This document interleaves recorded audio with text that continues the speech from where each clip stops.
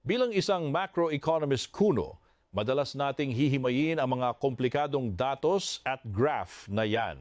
Pero ang pagbagsak ng isang bansa ay hindi naman laging nagsisimula sa isang madramang revolusyon o sa ingay ng mga putukan. Sa halip, nagsisimula ito sa mga maliliit at tahimik na trahedya araw-araw. Sa mga resibo sa supermarket na mas mahaba pa sa pasensya mo dahil sa taas ng presyo, sa mga gasolinahang may karatulang walang supply, at sa mga pangakong puro drawing lang ng mga elitista. Para sa mga ordinaryong mamamayan, ang buhay ay naging isang walang katapusang audition para lang mabuhay. Pero siyempre, ang kapalaran at buhay ng buong ekonomiya ay madalas na pinagdedesisyonan sa loob ng mga kwartong di-aircon at sarado ang pinto. Sa mga silid na ito, ang kapangyarihan ay hindi ibinibigay sa mga may tunay na utak o talento. Sa halip, ipinapasa-pasa lang ito sa mga taong iisa ang apelyido.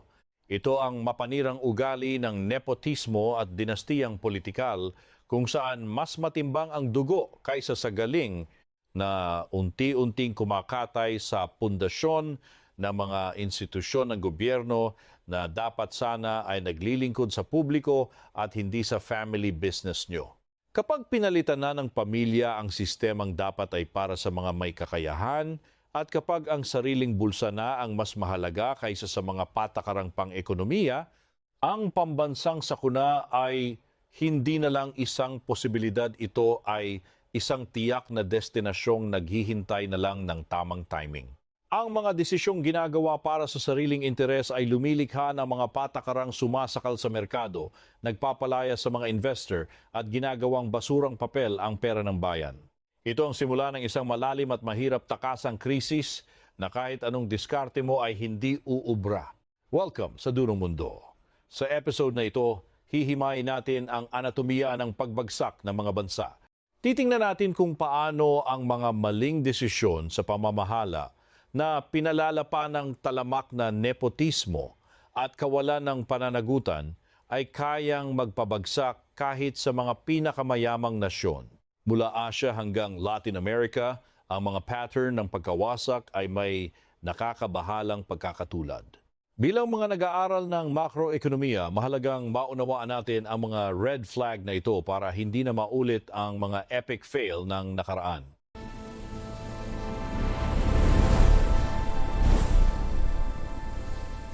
Ilang taon lang ang nakalipas, ang Sri Lanka ay tinitingala bilang isang nagniningning na perlas ng Timog Asya.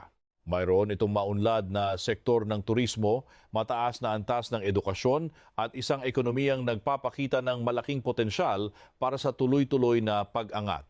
Ang bansa ay tila nasa tamang landas patungo sa kaunlaran na umaakyat ng mga dayuhang investor at nagbibigay ng mataas na kalidad ng buhay para sa mga mamamayan nito kumpara sa mga kapitbahay. Pero ang ningning na ito ay isa lang palang ilusyon na malapit ng mabasag. Ang ningning na iyon ay unti-unting sinakal ng absolutong kapangyarihan ng dinastiyang Rajapaksa.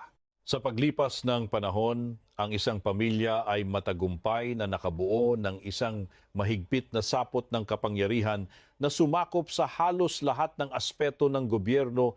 Mula sa posisyon ng Pangulo, punong ministro hanggang sa mga pinakamahalagang ministeryo tulad ng pananalapi at depensa, ang mga pangunahing desisyon ng bansa ay ginagawa lang sa loob ng hapagkainan ng isang pamilya.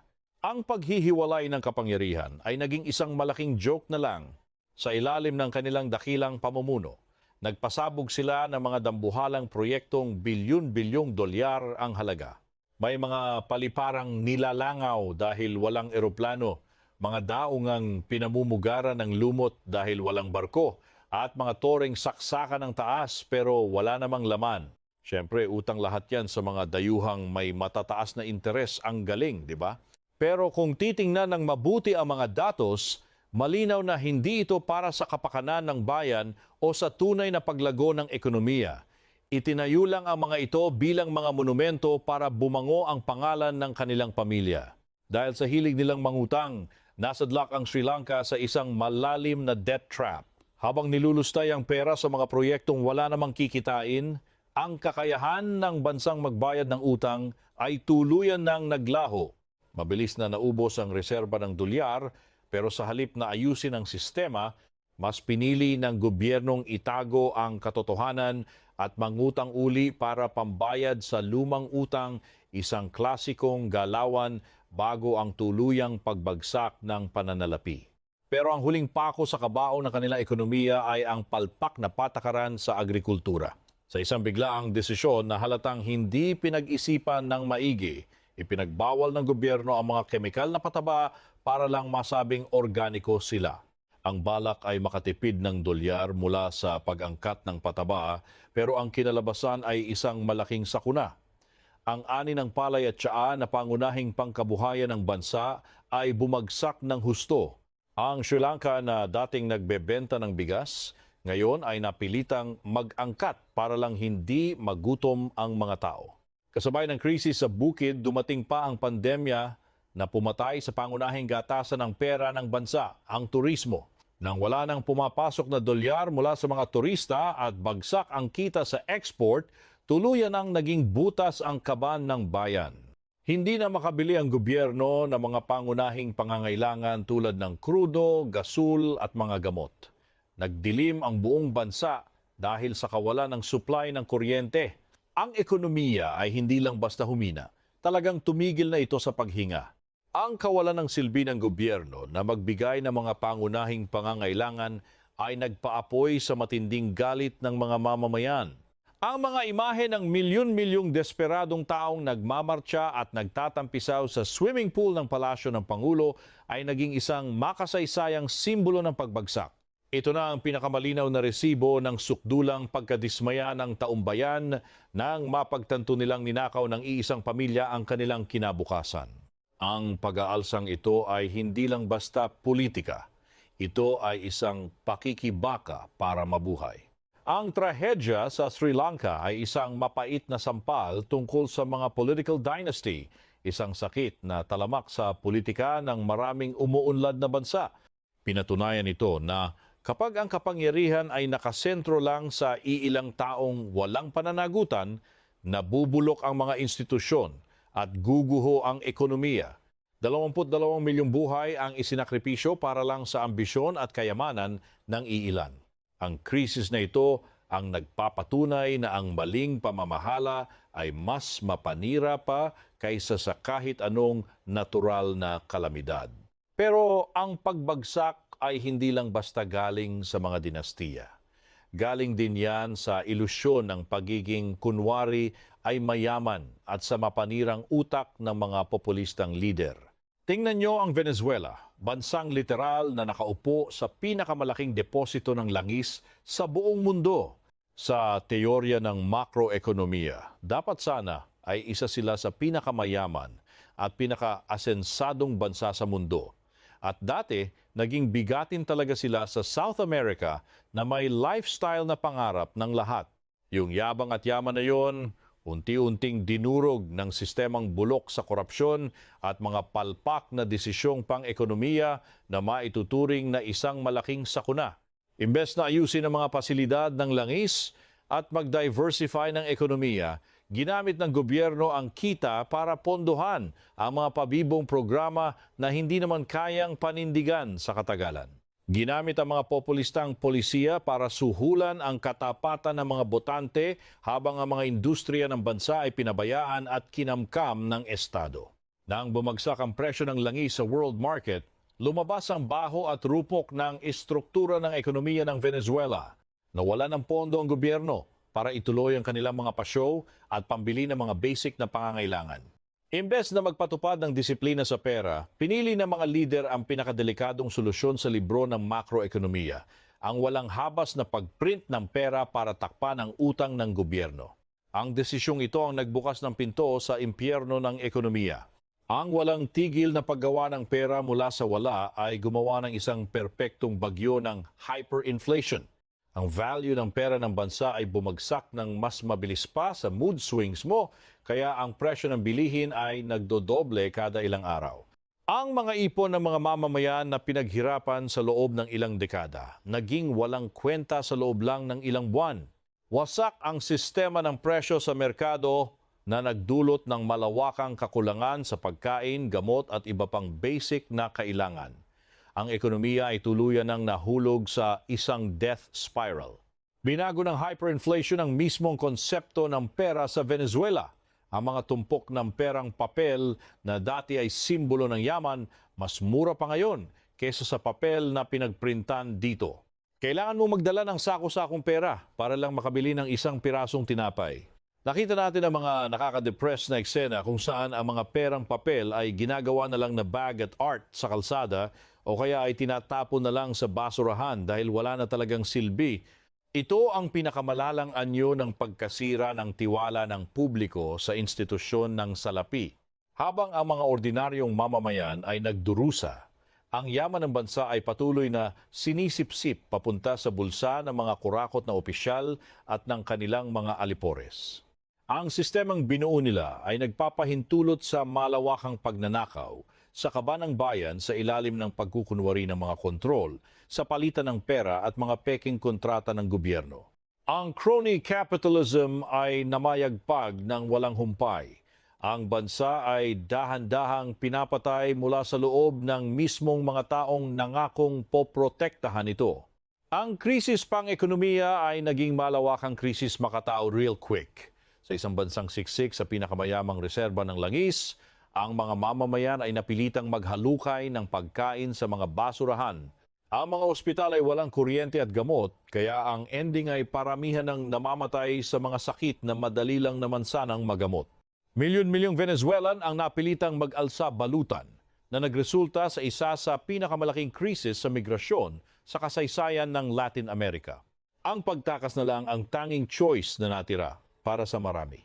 Ang lesson na iniwan ng Venezuela ay malinaw at nakakakilabot.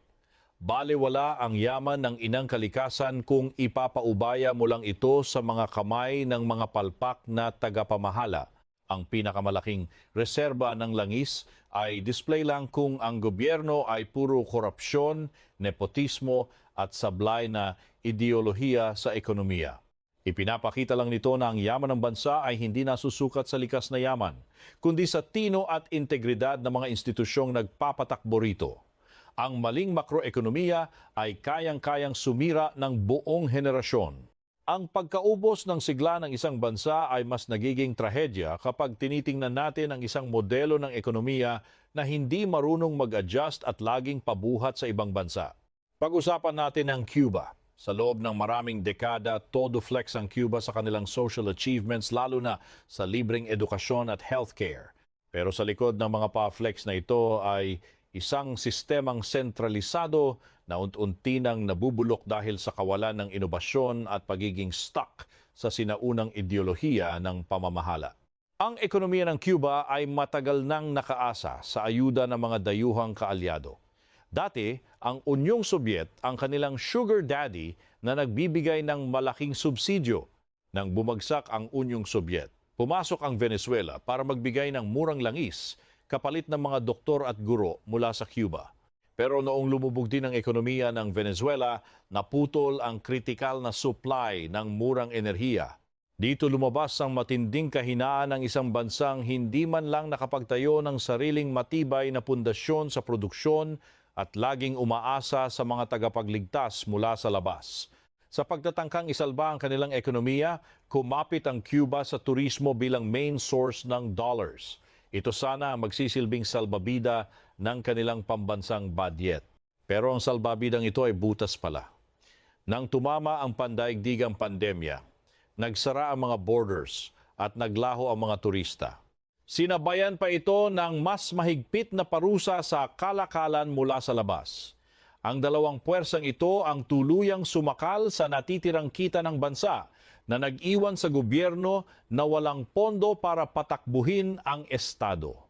Sa ilalim ng matinding pressure, ang mga butas ng isang sentralisadong sistema ay naging nakamamatay. Sa isang sistemang pati presyo ng tinapay hanggang sa distribusyon ng materyales ay kailangang idikta ng mga burokrata sa gobyerno, huwag ka nang umasang magkakaroon ng efficiency. Walang gana ang mga tao na mag-imbento o magtrabaho ng maigi dahil ang rewards ay hindi base sa galing kundi sa pagiging sunod-sunuran sa sistema. Ang makroekonomiya nila ay naging isang napakabagal at palpak na makina. Ang pinakamalinaw na manifestasyon ng tagumpay na ito ay ang pagbagsak ng pambansang grid na parang domino. Ang mga planta sa Cuba ay certified vintage na, kulang sa maintenance, at umaasa sa imported na langis na hindi na kayang bayaran ng gobyernong puro porma. Dahil dito, ang bansa ay may regular na tour pabalik sa madilim na panahon na tumatagal ng maraming araw. Kapag walang kuryente, nganga ang mga pabrika, bulok ang pagkain sa ref at paralyzed ang buong ekonomiya. Kasabay ng kadiliman ay ang world-class na kakulangan sa mga pangunahing pangangailangan. Ang mga istante sa mga botika at tindahan ay mas malinis pa sa budhi ng mga politiko dahil sa sobrang kawalan ng laman. Ang paghahanap ng makakain at gamot ang naging pambansang hobby ng mga mamamayan araw-araw. Ang krisis na ito ay hindi lang basta issue sa GDP. Ito ay isang tahimik pero bonggang krisis makatao. Ipinapakita nito kung gaano karupok ang ekonomiyang ayaw sa malayang merkado at mas gustong sakalin ang kakayahan ng mga tao na maghanap buhay ng malaya. Ang sitwasyon sa Cuba ay isang masterclass sa makroekonomiya. Hindi nakukuha ang katatagan sa pagiging control freak ng Estado.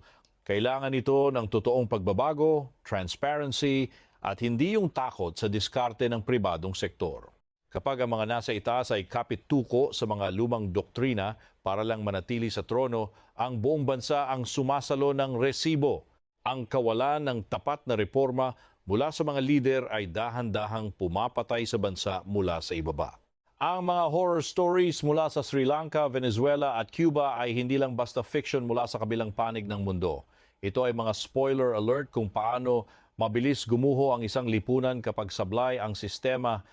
Ang mga bansang ito ay nagsisilbing HD na salamin para sa anumang bansa na feeling safe habang naglalakad sa manipis na linya ng pag-unlad. Pinapaalala nila na ang asenso ay hindi permanenteng status at ang mga maling desisyon sa politika ay may resibong mapanira pa sa lahat. Para sa mga bansang developing kuno, lalo na yung mga nabubuhay lang sa dugo at pawis ng milyon-milyong manggagawa na taga-remit araw-araw, ang mga aral na ito ay usaping buhay at kamatayan. Kapag ang yaman ng bansa ay nakadepende lang sa padala habang ang lokal na industriya ay pinababayaan, ang pundasyon ng ekonomiya ay parang bahay na gawa sa baraha. Kung ang mga remittances na ito ay winawaldas lang at hindi na ipupuhunan ng tama dahil sa korupsyon at incompetence ng gobyerno, ang panganib ay abot langit. Ang panganib na ito ay mas lumalala kapag ang kultura ng politika ay naging extension na lang ng family business ng mga malalaking dinastiya. Kapag ang mga pwesto sa gobyerno ay itinuring na pamana at ipinapasa-pasa sa loob ng angkan, ang interes ng publiko ay laging second option lang. Patay ang meritokrasya at ang mga patakaran ay idinidisenyo hindi para sa pangmatagalang asenso ng bansa, kundi para sa panandaliang kapit sa kapangyarihan at pagpapataba ng bulsa. Kailangang magets ng mga nagmamarunong sa makroekonomiya na ang isang malakas, malusog at matatag na ekonomiya ay hinding-hindi maitatayo sa ibabaw ng bulok na pundasyon ng crony capitalism. Sa sistemang ito, kung saan ang success sa negosyo ay nakadepende sa kung gaano ka-close sa mga opisyal ng gobyerno kaysa sa tunay na galing at kompetisyon, asahan mong nganga ang inobasyon. Pinipigilan nito ang mga matinong foreign investor na magpasok ng tunay na puhunan dahil alam nilang luto ang laban at ang mga rules ay pwedeng baguhin anytime para paboran ang mga kaibigan. Ang mga pangako ng proteksyon at ayuda mula sa mga populistang politiko ay madalas na puro drawing lang. Gaya ng nakita natin sa mga halimbawa, ang mga programang nag-aalok ng instant ginhawa ay madalas na pinopondohan lang sa pamamagitan ng utang o pag-imprenta ng pera na sa huli ay nagre-resulta sa inflasyong lalamon sa halaga ng sahod ng mga ordinaryong manggagawa. Ang mga pambobola tuwing kampanya ay mabilis na nagiging mapait na reality kapag simot na ang kaban ng bayan at ang mga namumuno ay wala namang matinong plano para sa paglago. Ang pagbagsak ng Sri Lanka, Venezuela, at Cuba ay isang napakalakas at malinaw na I told you so para sa ating lahat. Ang pag-tolerate sa korupsyon at pagbulag-bulagan sa palpak na pamamahala ay hindi lang nagre-resulta sa mga pangit na numero sa report o bagsak na credit rating ng bansa. Ang tunay na epekto niyan ay ramdam na ramdam sa hapagkainan ng bawat pamilya. Literal na ninanakawan niya ng ulam ang mga bata at kinukupit ang kinabukasan na pinaghirapang buuin ng mga magulang. Bilang pagtatapos dito sa dunong mundo, ang ating pagsusuri sa makroekonomiya ay nagtuturo sa atin ng isang masakit na katotohanan. Ang good governance, transparency at meritokrasya ay hindi lang mga pampaganda ng plataporma ito, ang mga pangunahing haligi para hindi tuluyang gumuho ang ekonomiya. Kapag hinayaan nating nepotismo at kasakiman ang mag-drive sa gobyerno, isinusugal natin ang ating buong kinabukasan.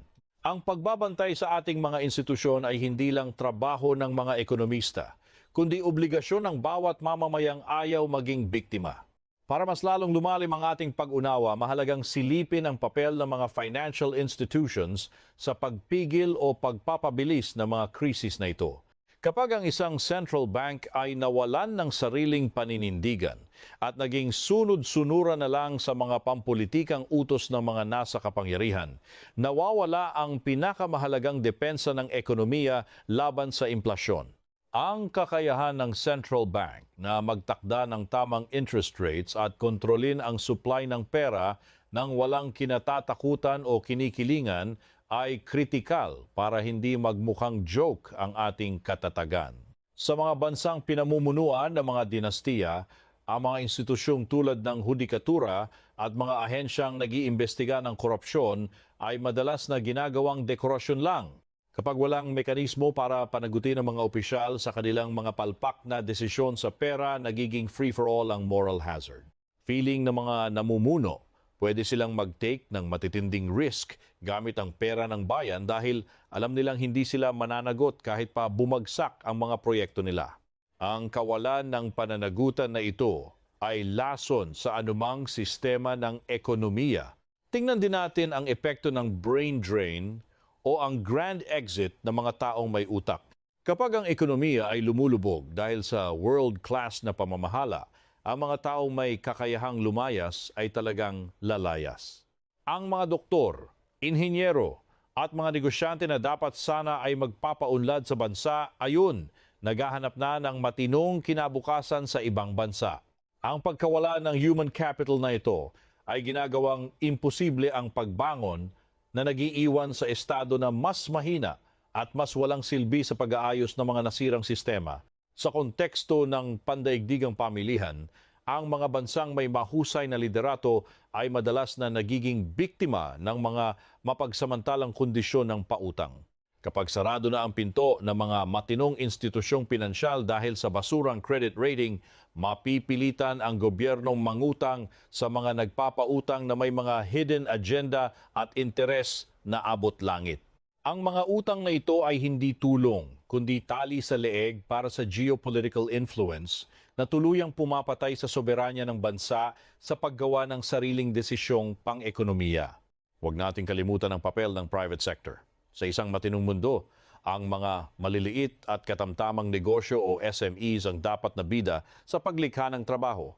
Pero sa mga sistemang pinapatakbo ng nepotismo at crony capitalism, ang mga regulasyon ay sadyang ginagawa para paboran ang mga dambuhalang monopolya na malakas sa gobyerno. Pinapatay nito ang kompetisyon, pinipigilan ang paglago ng mga maliliit na negosyante at ang ending, basura ang kalidad ng mga produkto at serbisyo para sa ating mga consumer. Mahalaga ring busisiin ang ilusyon ng paglago na galing lang sa utang. Minsan, ang bansa ay nagpapakita ng mataas na paglago ng GDP, pero kung ito ay pinopondohan lang ng mabilis na pagtaas ng utang at hindi ng tunay na produktibidad, isa lang itong bula na sasabog din. Ang mga kalsadang itinayo mula sa utang na wala namang dinadalang kalakal ay nagiging mamahaling dekorasyon lang sa budget ng Estado dahil sa maintenance at interes. Paglago sa papel, pero sa katotohanan, pabagsak na. Ang pagbawi mula sa ganitong klasing sablay na ekonomiya ay isang mahaba at masakit na joke. Madalas itong nangangailangan ng tulong mula sa IMF na may kasamang mahigpit na austerity measures. Ang ibig sabihin nito ay dagdag buwis, bawas sa mga serbisyong panlipunan at pagtanggal sa mga subsidyo. Ang mga hakbang na ito, kahit sabihing kailangan para kunwari ay tumatag ang ekonomiya, ay nagdudulot ng matinding paghihirap sa mga ordinaryong mamamayan na hindi naman ang dahilan ng krisis. Siyempre, ang pag-iwas sa krisis ay palaging mas mabuti kaysa sa paggamot dito. Nangangailangan ito ng isang lipunang gising na nakakaintindi ng mga konsepto ng makroekonomiya. Kapag ang mga mamamayan ay marunong ng sumuri kung ang mga pangako ng mga politiko ay may basehan sa pera o kwentong barbero lang, mas mahirap para sa mga elitista na manipulahin ang sistema. Ang financial literacy at kamalayan sa ekonomiya ang tanging sandata laban sa mapanirang epekto ng populismo at nepotismo sa pamahalaan. Ang pagtatayo raw ng matitibay na institusyon ay nangangahulugan din ng pagpapalakas sa kalayaan ng press, yung hindi puro praise release lang. Ang isang malayang press ang nagsisilbing tagabantay na naglalantad ng mga maanumalyang kontrata, mga proyektong pang-display lang at mga kaso ng korupsyon bago pa ito tuluyang magdulot ng malawakang pinsala sa ekonomiya. Sa mga bansang gaya ng Sri Lanka at Venezuela, ang pagbulusok ng ekonomiya ay sinabayan ng pagpapatahimik sa mga kritiko at media. Kapag ang katotohanan ay pilit na itinatago, ang mga palpak na pulisiya ay malayang nakakapinsala sa buong bansa.